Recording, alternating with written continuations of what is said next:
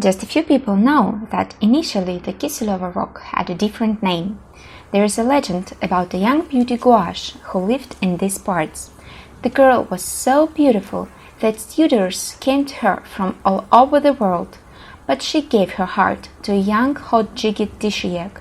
Her father found out about this, locked the girl and forbade her to leave the house, and at that time arranged a wedding with a wealthy 70-year-old groom. The young gouache got angry and decided to disrupt the wedding and escaped from under the ale to spite her father. The lovebirds made an appointment right at the top of this rock, but unfortunately their plans were not destined to come true. Father's servants were waiting for the young Jigget on the rock. One awkward movement and handsome guy fell off the cliff. For a long time the young beauty came to the rock and shed bitter tears in memory of her beloved. And once her heart could not stand and she rushed after him. The waves buried her along with Dishyek, and since then the rock has been called as the Rock of Tears. Today we are in the Tuapse region, and behind my back is the very natural landmark now called the Kiseleva rock.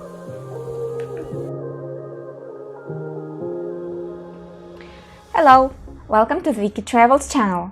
Today we are in the Krasnodar region. This is the Tuapse district, and in this video we will tell you about two interesting places, the Kiseleva rock and the canyon, which many tourists call Beshenka. We didn't pack as if we weren't going back. It doesn't matter if it's true. I've got a feeling love will give us what we lack. The world is waiting up. The world is waiting half a step beyond our door. Yeah. And if it's not enough, I wanna see the stuff the world has got in store. I wanna take it all in, I'm falling. The cityscape by night, wanna catch in my photos. Where you go, every corner twice as bright. They'll be my treasures forever. When I can't hold you tight, I'll see the Stockholm lights. The Stockholm lights, the Stockholm lights.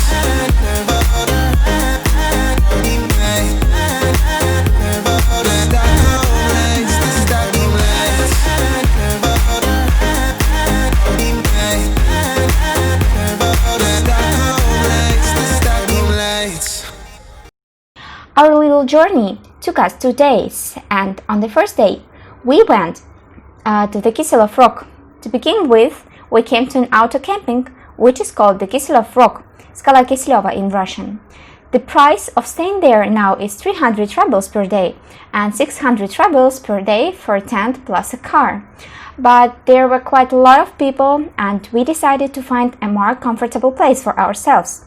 And we chose literally the next exit from the road, because it was quiet, deserted, free, and we spent the night in our impromptu small camp in 2 tents. So, from the third time, we found a convenient parking spot for us. Unfortunately, as you can see, the road is difficult to pass. We drove it carefully in our high car. Shorter cars should not even try to get here. This is literally the next exit from the road from the paid camping, but here, as you can see, there are absolutely no people. It's very quiet, and now we will show you how the path to the sea looks like here. The path is narrowing, and this means that it leads us straight to the sea. Pay attention, it's very insidious. You need to be extremely careful on it, to hold the children by the hand if you decide to come here with whole family, and look under your feet. So friends, we overcame this interesting path, and now we are at the sea. Look how beautiful is the view. Note that the rock is very slippery in some places, so I chose my mountain boots over beach slates to minimize the chance of slipping and falling. The final part of the path is equipped with such a staircase, which of course simplifies the way down to the sea along such steep cliffs. Now I tell you how to get to the Kiseleva rock.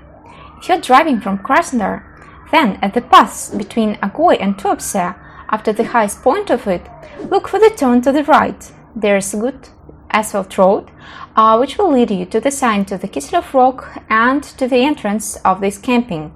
The car can be parked before the campsite, and you walk free of charge to the rock through it. We came here to enjoy the sea, and it was really excellent, warm. In the morning it wasn't crowded. The water was so calm and so transparent that you could see the bottom. In general, impressions are very positive.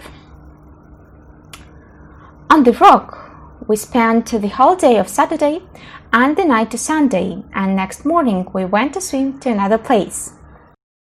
Guys, there is information for adventure lovers.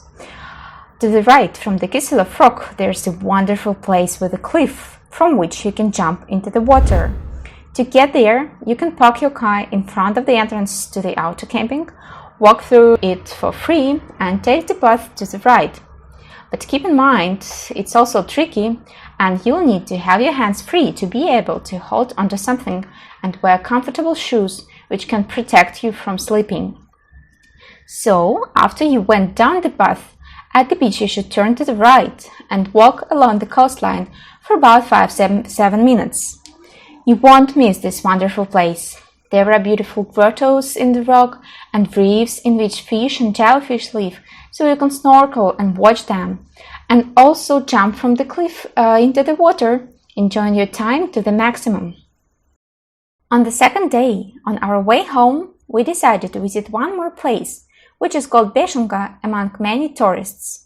To get there, you can use either a train or a bus or a personal transport to get to the village of Indyuk. There are a few things to consider when visiting. Firstly, a few years before, there was a good comfortable road which led directly to the very beginning of the canyon. Now this road passes through a private territory and the entrance is closed. You need to somehow negotiate with the owners or walk for about an hour through the forest. The path is comfortable in general, and we met several groups with small children, and as you can see, pregnant ladies can pass it too. Secondly, sometimes the entrance can cost some money. According to the information on the internet, people say that there are barriers and they take money from tourists from visiting the canyon.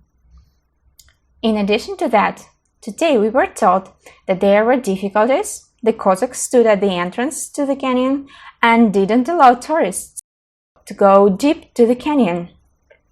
Perhaps this is due to the fire hazard, because coming days are going to be extremely hot and dry. What is important to consider? First of all, weather conditions. Choose summer fine days when there is no rain. The level of water in the river rises dramatically, and it will be dangerous for your health and lives. Second, dress appropriately. There are areas that need to be forded, and the ford can reach the chest level or even higher. Your shoes must be stable and firmly attached to your feet. A few words about the name of the place where we are now. It's called Beshenka among many tourists, but actually it's a canyon on the Tuapse river. You may also be confused that on the internet Beshenka and canyon of the Tuapse river are used synonymously. In fact, it has sense. The Tuapse tributary flows into this river 500 meters higher, and its canyon is considered more rough and requires special equipment. Another fact is that the Beshenka tributary flows downstream here, and perhaps that widespread name of this place was given because of it. But among tourists, it's customary to call exactly this beautiful canyon as Beshenka. It's quite easy to walk through, has wonderful baths for swimming and azure water, and it's a very popular place here. It's also important to mention that on the way we met a lot of people with large tourist backpacks who go to camp for the night. You can come here by train, spend an evening here overnight and go back by train the next day. Therefore, this place is also interesting because we have not so many locations in the Krasnodar region that can be reached by public transport. To be honest, we didn't go through the canyon far. From the Chalice of Love, which is at the very beginning, we walked about 200-300 meters, found a place in the shade and made a halt. People go much further and say there are many interesting things. Yesterday, your picture's gonna bring it home to me again.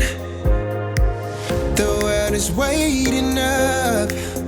The world is waiting half a step beyond our door. Oh, and if it's not enough, I wanna see the stuff the world has got in store. I wanna take it all in, I'm falling. The cityscape by night, wanna catch in my photos. Where you go, every corner twice as bright. They'll be my treasures forever. When I can't hold you tight, I'll see the Stockholm lights. The Stockholm lights, the Stockholm lights.